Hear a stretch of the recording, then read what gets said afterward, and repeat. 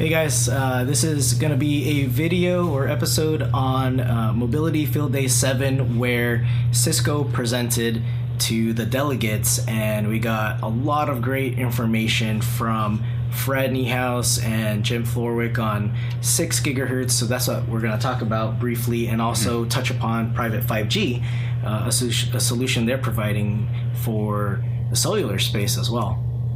Yeah, and then on top of this, you can actually rewatch the presentations. If you go to the Tech Field Day YouTube channel, they should have the video up and running. So if you want to actually rewatch the presentation and see the slides and everything. Yeah, so I think the takeaway from this presentation was that Fred and Jim were they dialed in remotely, and we're at the Ohio Testing Center, which is where Richfield. they do. Richfield? Yeah, he kept saying that, right? He kept mentioning the city. And that's where they do a lot of their testing for their products. And I think with this presentation, I think you should take a look at it if you're interested to know what the differences are with 5 gigahertz and 6 gigahertz aside from just additional spectrum, because they did a lot of testing to show, all right, how far does the signal propagate, what happens when you have attenuation between the device and the access point, such as drywall and offices. And there was a lot of great data that they presented to us, which I think I just couldn't comprehend it all in that one session. I would have to rewatch the video. Yeah, I think their takeaway was that in their testing, 5 gigahertz and 6 gigahertz was pretty much similar in terms of RSSI as they were taking their recordings. And what they did is they detailed the transmit power that we're using, but they were using more transmit power in 6 gigahertz versus 5 gigahertz. I think the difference was like 3 dB or something like that. Yeah, it was about 3 dB difference. Yeah, which was to get the kind of a similar RSSI on the client end. And they tested different client devices as well. They detailed that in their slides. So it was interesting to see that if you use in their case that was transmit power level 1, which was I think 17 dBm. Then you can get similar results in terms of cell size on 6 gigahertz versus 5 gigahertz. So if you're thinking, they were saying as a conclusion, if you're thinking of doing like a one-to-one replacement between your 5 gig APs to 6 gig APs, then you could do so if you have enough density. I forgot exactly. I think it was 1,200 in one AP for 1,200 square feet. I think something like this. But it was interesting to get the data, both uplink, downlink, 5 gigahertz, 6 gigahertz. They kind of compared all of this, and they presented that data, which was pretty nice. Yeah, and this is where they showed that that there was like asymmetric data rates, right? Where the uplink for device was much lower than the downlink side, which I guess would make sense for the AP being able to transmit much higher than a client, and also have better receive sensitivity at the AP side. But maybe that's where the challenges might come up, is on uplink. Yeah, and they also talked a lot about the hardware. It's especially Fred Niehaus is big on the quality of the APs. So they talked about the hardware, and they talked about now the fact that some of the new APs, I think they call them the CW APs, but they can be both supported by like a Catalyst controller, or they can be supported by the Meraki cloud. Yeah. So I think that's a new model for Cisco that was announced at Cisco Live, and so again they're just reiterating that. I know it can be a little bit confusing right now because some might think that you can do all APs, all the Catalyst APs between the controller or Meraki dashboard, but it is the APs that start with CW. So it's a CW 91, 64, 62, 66. Yeah. So they all have different feature sets there. And then there were some good questions around, all right, if the AP is connected to a Catalyst controller, do I have access to features like the enhanced RRM in both a controller-based model or a Meraki model? And I think that's still, that it's not 100% feature set. Plus, the Meraki OS is different from a Catalyst operating or software image on the APs, but I think the takeaway is the flexibility that you'll have. I think since the acquisition of Meraki, a lot of people have been asking, well, I've got Cisco infrastructure, can I manage that in the cloud? So you now have those APs, those 3 AP models, but also the Catalyst 9K switches can also be managed and managed in the Meraki dashboard as well.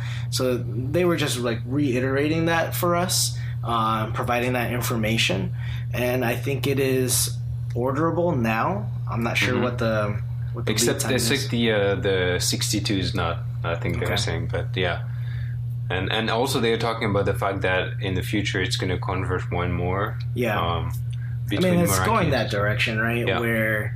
Where you may be able to have one or the other and be able to move in a different direction, cloud or controller based, whatever your preference might be, and then I guess will we see this Meraki-fied hardware continue to go down through the other product line? But with the popularity of Meraki, I can see where people would want to go that way, especially creating the SKUs, like having the licensing model. It's a lot easier to understand than, say, like putting up a Cisco bill of materials together.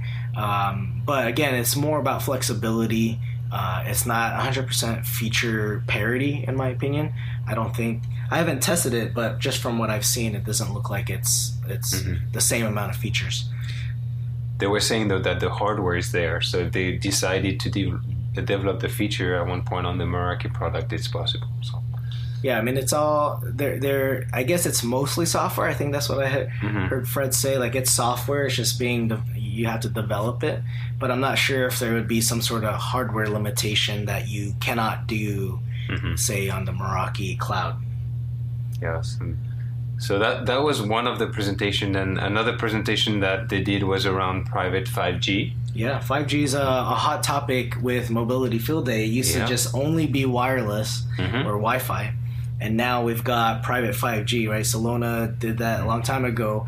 And in this presentation, I thought maybe Solona would be part of it because Cisco actually does not make the radios for private 5G, but they're packaging a solution that would work for organizations that need it. So they didn't really say who they were that made the radios, but they make us, even I still have the confusion. I think this is where the language was kind of unclear in the presentation, but they do have a solution in which you work with partners, not necessarily like a VAR, but partners who understand the deployment for private 5G, and it is a subscription-based model.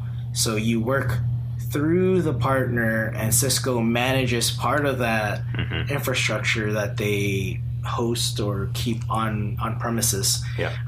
So I think I don't know if it's still a work in progress, but I think follow-up would be needed to really help me understand the model there, because Cisco does manage some of it with the partner, but then the partners are the ones deploying and rolling out the radios and the private 5G packet core, because the packet core does run on a UC chassis with Cisco software, and then it connects to your existing infrastructure. So actually, the one piece that I remember was it ties into Cisco ICE as well for all your security policies.